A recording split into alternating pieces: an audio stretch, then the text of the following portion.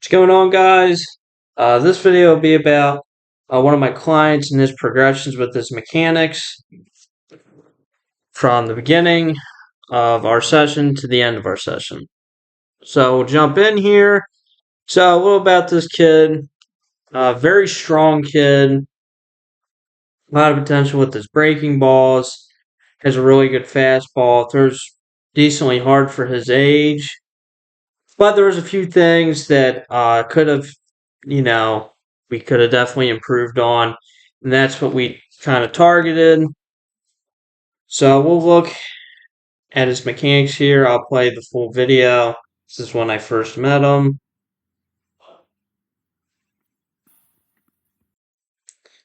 Go back here and I'll break down everything here. So just to start off with, he likes a closed stance, closed position when he pitches. And people can do that, and I don't mind it, but you have to be very athletic and be able to rotate really well. And with him being the type of build he is, he's a bigger kid, more muscular. It's going to be a little more hard. I'm not saying you can't, but it's going to be harder. And one of the issues we had was arm drag, him being able to be explosive rotating, leading him to dragging his arm. And as you'll see, his back foot, and I know there's pitchers that do this, but the one thing I tend to try to keep away is when it starts creeping, like it's pointing towards second, which it got to that point. So I wanted to eliminate that to where it was maybe just a little slanted or completely straight. And I feel like when you're not straight, it's hard to push off. So as you can see, slanted, everything's kind of like pointing toward third. Okay, so as you see this closed stance here, this is going to mean he's going to have to rotate this really well and fast. So he's one of those guys that kind of likes to scrunch up and throw. So take this slow.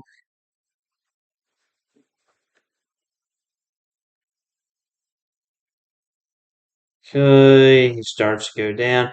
And it's harder to engage that hip and be able to push off of it. And it can lead you to be unbalanced too in the way he threw. And as you can tell about right here, there's not too much to push off of. I mean, it's almost like he's pushing off just his like lower foot. Like just this. This is all he's got to push off of. And it's kind of hard to get everything out of your lower body and be more athletic when that's the case. And it's harder to bring that leg over also. As you can tell, it's kind of, there's not too much coming from the back half. And also, one of the things I would debate with this is it's almost like when he comes up, it's up, then down, and then try rotate. So it's almost like this, like with my mouse, it's almost like he comes up and then he tries to come down as much, but it's harder to come down. And that's one of the things we had trouble with his finishing his pitches. Instead of it, him planting back foot, coming up, and then moving like in a, I guess you could say a cylinder motion where it's up and then I rotate around. And if you are going to do a up and then come down motion, you're going to have to really do that. But in this instance, it's kind of hard to finish when there's nothing coming back from the back half. And then the glove, I don't mind people that don't necessarily, everyone tucks their glove, but I don't.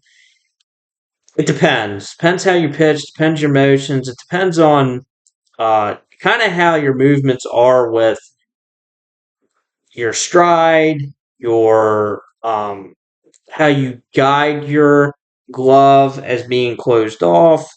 I think that goes into a lot of how the body moves on their specific motion. Like for him, I think he uses the back glove to rotate, which I think is fine. I think it could be a little more stiffer, maybe here, but that allows him to, kind of come around and then finish over.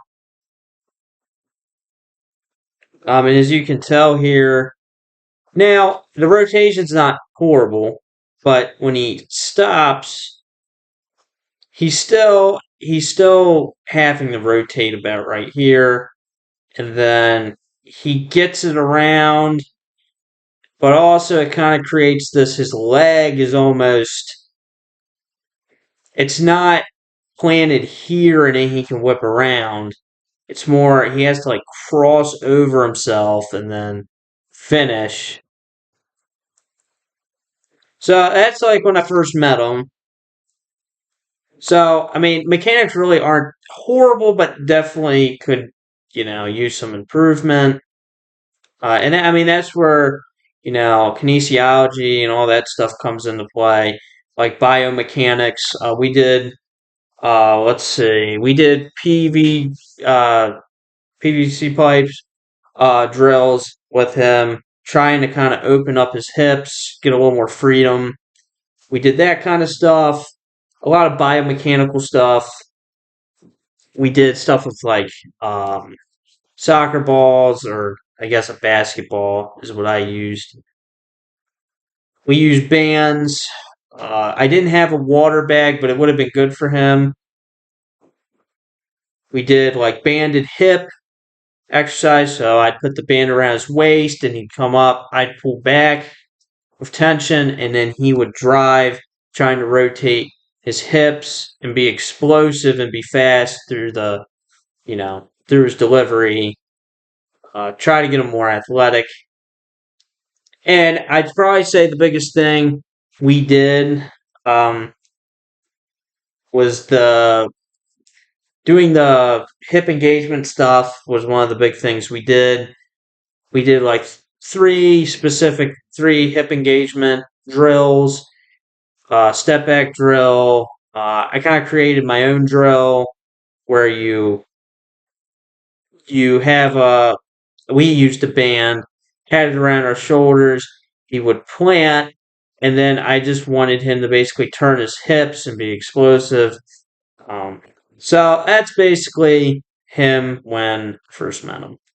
So we'll go to the progression of the other one.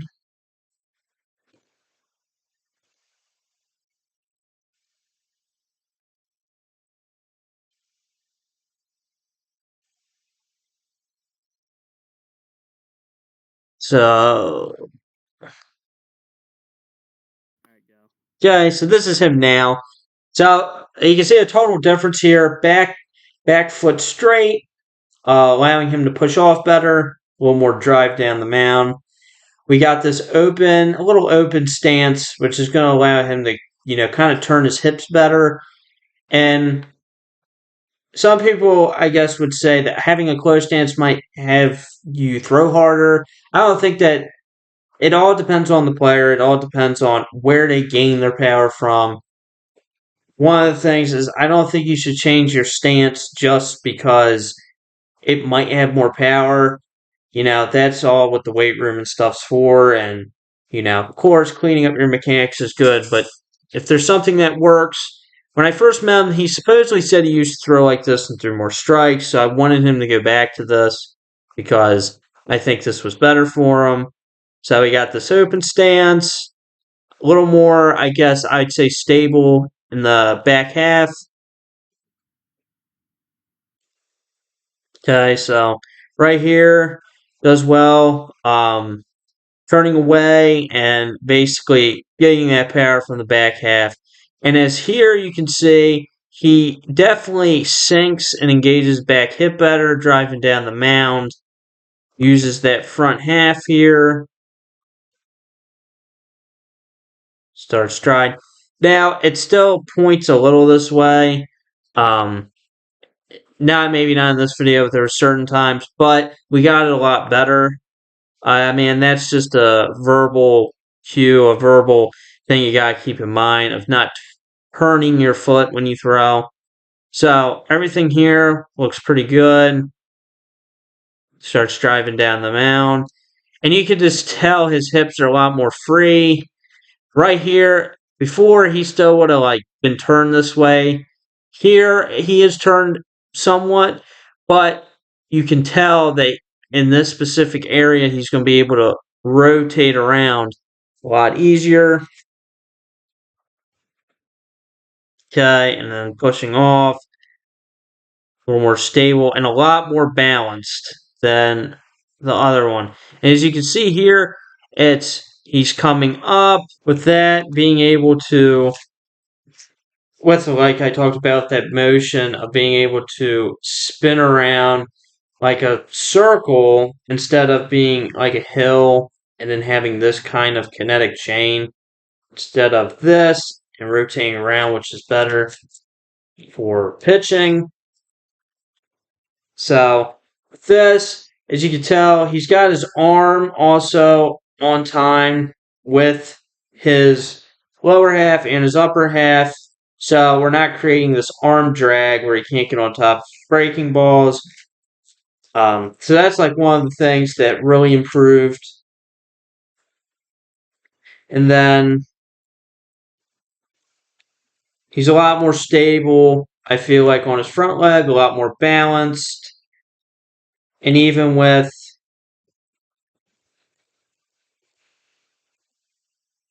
having this here and just being able to bring that up and then push off instead of if I'm closed and my feet are kind of somewhat closed, I almost am like almost putting like my pressure on my like back half like on my heel and then having to like rotate around that, which I don't think is very beneficial. And then him finishing with this, the front glove, I think could have still used a little more work, being a little more tighter, but in the end, I think even with the fact that it wasn't super firm to the body, he's still able to use that glove side to come around.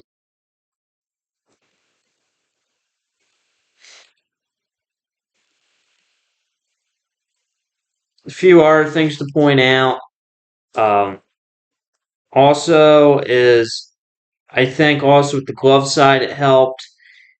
Now he stays really well getting closed, and he can do that while he's flexible in his hips. That was one of the things that he complained about was his hips being tight.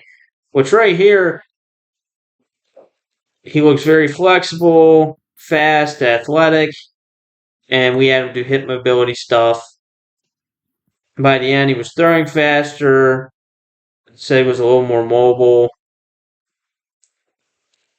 So that's basically the full breakdown progression of what he kind of looked like.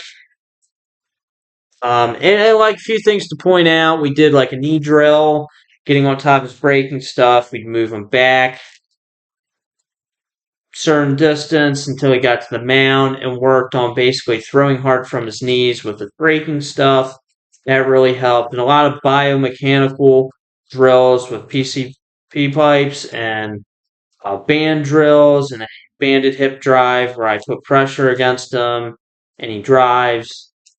And we, with the biomechanics stuff and studying some kinesiology, the movement in the body is so important because even though a closed stance could give you more power, it's all based on how a person moves. If I'm a guy with a long stride, this back half might mean more to me, unlike somebody that maybe just picks up their foot and has a very short stride and throws and finishes.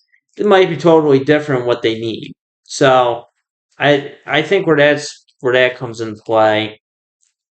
So that's basically the video, the progression, what we saw, and drills we did, and basically mechanical progressions and things to improve. So this wraps up this video. This video was kind of meant to like show my skills. I mean, I had 7 sessions with them. We could have, of course, done more, but with time and stuff and certain type of phase I'm in, and time, we got 7 sessions in, and this is basically how much I was able to improve them. And I just want to have a video out there to show how well I am as a coach. I don't want you to, if you do become a client, I don't want you to come out and think that you're kind of guessing what my skill level is. So that this video basically is meant for that, and just breaking down mechanics. So that'll wrap up the video. I'll see you guys in the next